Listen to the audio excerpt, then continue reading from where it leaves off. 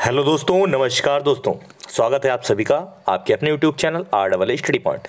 जैसा कि आप जानते हैं मैं एसएससी जीडी प्रीवियस ईयर हमेशा कराता हूं आपको, और एसएससी जीडी का जो पेपर है वो फरवरी में हो जाना है। इसलिए दोस्तों प्रीवियस ईयर जरूर पेपर लगाइए और आप लोग चैनल को सब्सक्राइब कर लीजिए। ठीक है दोस्तों, शुरुआत करते हैं पहले क्वेश्चन से। पहला क्वेश्चन है, वायु के एकार्थी शब्द निम्न वाक्य में से पूर्ति कीजिए। सारे विशाल पेड़। वायु का जो एकार्थी मतलब वायु एकार्थी शब्द वो होते हैं जो इसी के अर्थ को जैसे इसका स्पष्ट अर्थ बताएं। सारे विशाल पेड़ डैश से गिर गए, क्या धूप से गिर जाएंगे? अगर आंसर ना पता हो तो हटाने ऑप्शन हटाइए। क्या धूप से कोई पेड़ गिरेगा? नहीं। भूकंप से पेड़ गिर सकता है? हाँ गिर सकता है, लेकिन भूकंप और वायु का कोई संबंध नहीं है, इसलिए वो अलग। वर्षा से पेड़ गिर सकते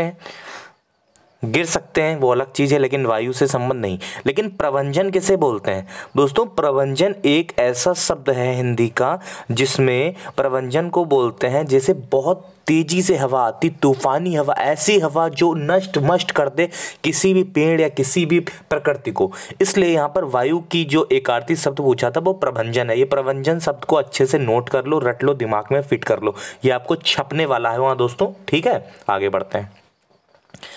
जिसे पान करने से अमर हो जाए। जिसे पान करने मतलब ऐसी क्या चीज है जिसको प्राप्त करने से अमर हो जाए। ये बच्चा जानता है कि क्या कहते हैं लोग? अमृत यार मिल जाए, वो अमृत मिल जाए, जो अमर रूपी अमृत मिल जाए जिससे हम अमर हो जाएं। तो अमृत से ही अमर दोस्तों। ठीक है, अमृत से ही अमर। ठीक, सिंपल सा है, आगे बढ़ते हैं। इसलिए प्रीवियस ईयर पढ़ना जरूरी है। जो बच्चे ओवर कॉन्फिडेंस में आते हैं कि यार ये क्या पढ़े यार, सरल सरल क्वेश्चन पढ़ा रहे हैं, बेटा यही इसी में से मैंने कहता 20, जब इसमें से 5 ऐसे शब्द मतलब क्वेश्चन आपको प्रीवियस ईयर फंसे मिलेंगे जो कोई नहीं कर पाएगा, वो आप 5 करोगे तब जाके बच्चा आप सेलेक्ट हो गए।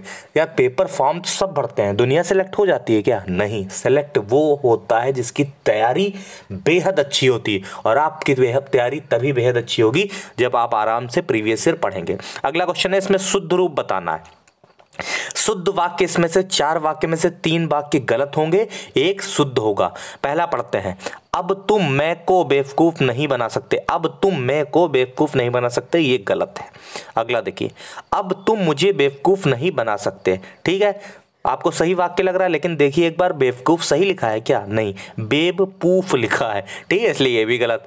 चौथा वाला देखते हैं, अब तुम मुझको बेवकूफ ना बना सकते, ये भी गलत है, यानी कि तीसरा वाला बिल्कुल सही है। अब तुम मुझे बेवकूफ नहीं बना सकते। ठीक है, तीसरा वाला बिल्कुल सही है। आगे बढ़ते हैं।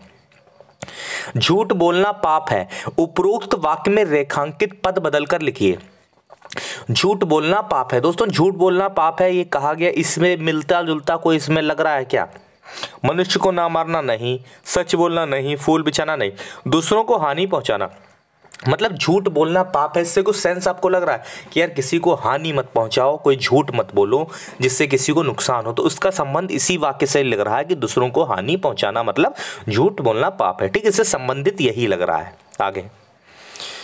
आगे लिखा है कि वाक्य में रेखांकित अंश के स्थान पर कौन सा विकल्प सबसे सही होगा। सबसे सही की बात बोला है, बात बात में इस तरह झगड़ना लड़ना ठीक नहीं है। क्या सही है दोस्तों? बात बात में इस तरह झगड़ना लड़ना की जगह पे ये उल्टा हो जाएगा। पहले बात बात में इस बात पर लड़ना झगड़ना बोलते हैं। लड़ना झगड़ना बिल्कुल सही है, ना कि झगड़ना लड़ना, लड़ना झगड़ना। ठीक, आगे।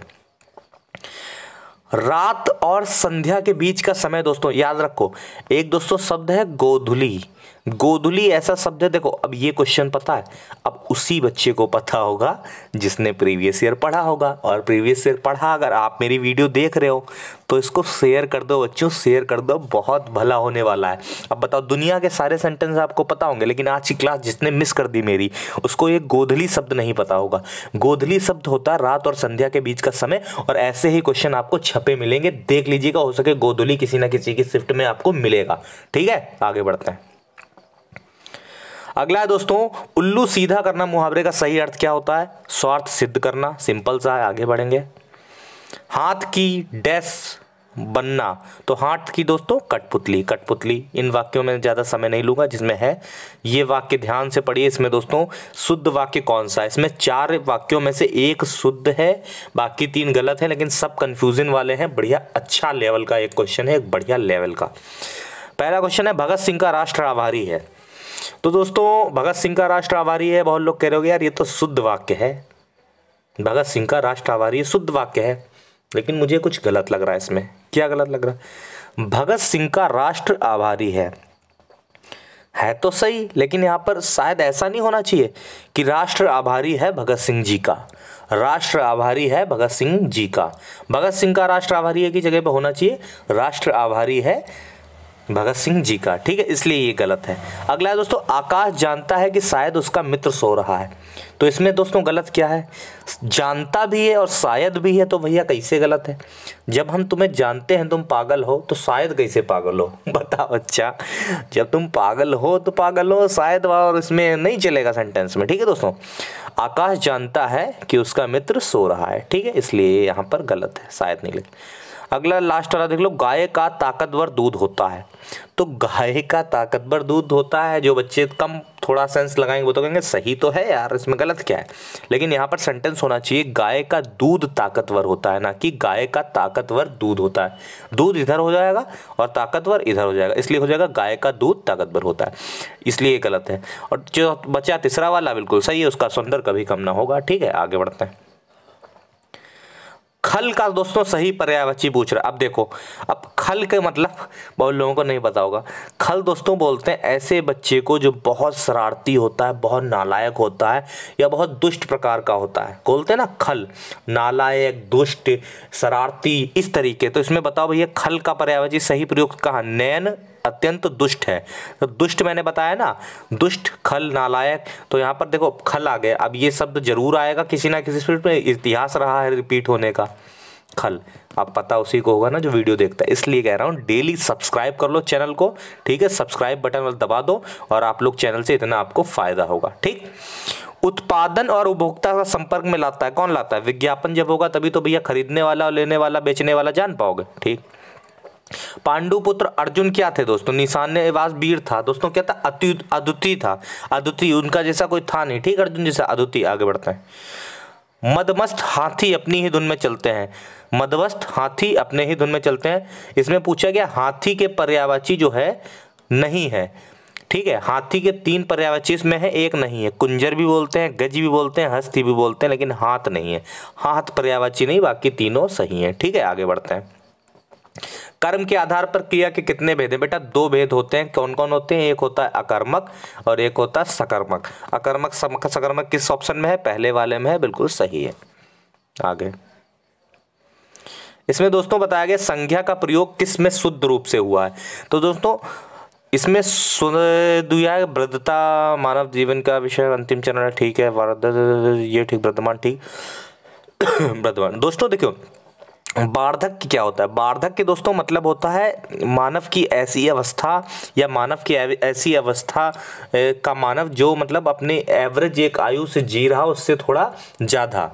ठीक है, और ये वर्धमान और वृद्ध ये सब तो शब्द हैं, ये तत्सम हैं, और बाकी कोई कोई में ये आपके जो हैं विशेषण हैं। ठीक है, तो लेकिन जो वार्धक्य है, वार्धक्य ही संज्ञा है दोस्तों। ठीक है, संज्ञा है, बाकी तीनों में संज्ञा नहीं है। आगे ये दोस्तों आपका आएगा, फटाफट भर लो, फटाफट भर लो। पहले में क्या है?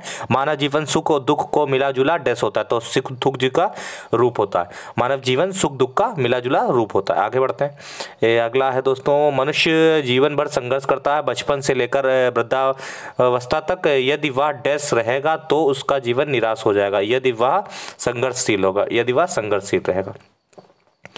अगला वाला, जीवन को सरस बनाने के लिए मनोरंजन के विभिन्न साधनों की आवश्यकता होती। ठीक है, वैसे भी मनोरंजन मनुष्य की स्वाभाविक प्रवृत्ति है, और सच पूछा जाए तो मनोरंजन के बिना जीवन अधूरा है। अब क्या करना है? RSS स्टडी पॉइंट को सब्सक्राइब किए बिना जीवन अधूरा है दोस्तों। धन्यवाद, जय हिंद, जय भारत।